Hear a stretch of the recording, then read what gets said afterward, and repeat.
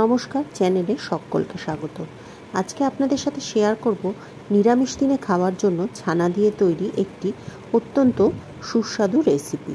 আসলে সকালবেলা দুধ চাল দেওয়ার সময় দুধটা কেটে ছানা হয়ে গেছিল, তাই সেই ছানাটা দিয়ে আজকে বানিয়ে নিলাম দুপুরের এই পদটি। প্রথমে সমস্ত ছানাটাকে আরেকবার লেবু দিয়ে ভালো করে কাটিয়ে নিয়ে ভালো করে ঠান্ডা জল দিয়ে ধুয়ে নিয়েছি, যাতে টক ভাবটা একদম চলে যায়। এবারে জল ঝরিয়ে ছানাটাকে ভালো করে মেখে নিয়েছি। তারপরে এর মধ্যে একে একে মশলাগুলো মিশিয়ে দিয়েছি 1 চামচের 4 ভাগের 1 ভাগ করে হলুদ আর লঙ্কার গুঁড়ো। আমি ঝাল লঙ্কার গুঁড়োটাই ব্যবহার করেছি। তার সাথে দিয়েছি বেশ কয়েকটা চেরা কাঁচা লঙ্কা, আর দিয়েছি স্বাদ মতো লবণ। এর সাথে দিয়েছি বেটে রাখা সর্ষে বাটা। সর্ষে বাটাটা আমি 1 টেবিল চামচ এবং তার সাথে আরও আধ চা চামচ সর্ষে একসাথে ভালো করে নিয়ে বেটে নিয়েছি।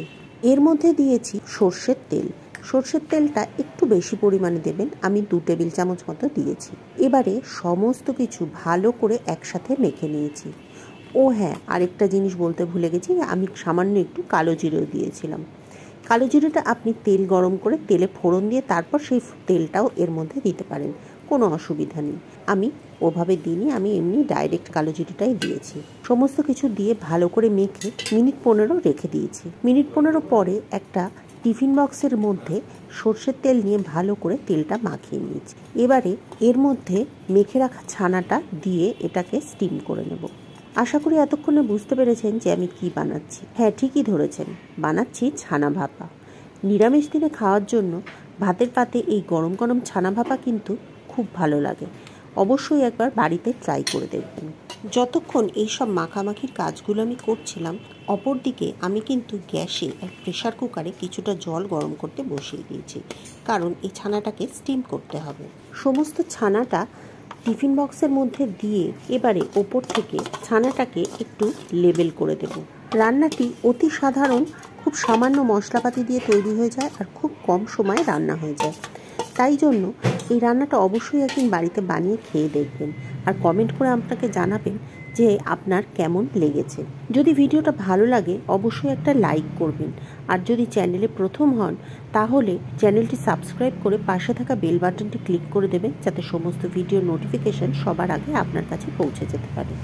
এবারে এর মধ্যে দিয়ে দেব আরও 1 টেবিল চামচ মতো সর্ষের তেল। এই ওপর থেকে সর্ষের তেলটা কিন্তু অবশ্যই দেবেন, এতে বেশ সুন্দর একটা ঝাঁঝালো গন্ধ হয়। প্রেশার কুকারের জলটা হালকা গরম হতে শুরু করলে তখন টিফিন বক্সটা ওর মধ্যে দিয়ে এটাকে স্টিম করে নেব।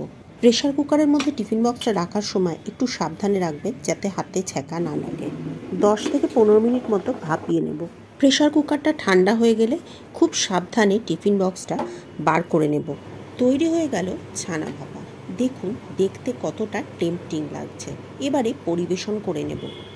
আজ দুপুরে ভাতের পাতে ছিল হিং আর জিরে ফোড়ন দেওয়া অড়হর ডাল, কাঁচা লঙ্কা দিয়ে বানানো মসুর ডালের বড়া, আর তার সাথে ছিল ছানা ভাপা। এই অত্যন্ত সাধারণ দুপুরবেলার নিরামিষ থালি আপনাদের কেমন লেগেছে অবশ্যই কমেন্ট করে জানাবেন। তাহলে আজ এ পর্যন্তই। পরের দিন আবার আসবো নতুন কোনো রেসিপি নিয়ে, নতুন কোনো ভিডিওতে। ততদিন সকলে ভালো থাকবেন, সুস্থ থাকবেন এবং স্বাস্থ্যকর বাড়িতে বানানো খাবার খান।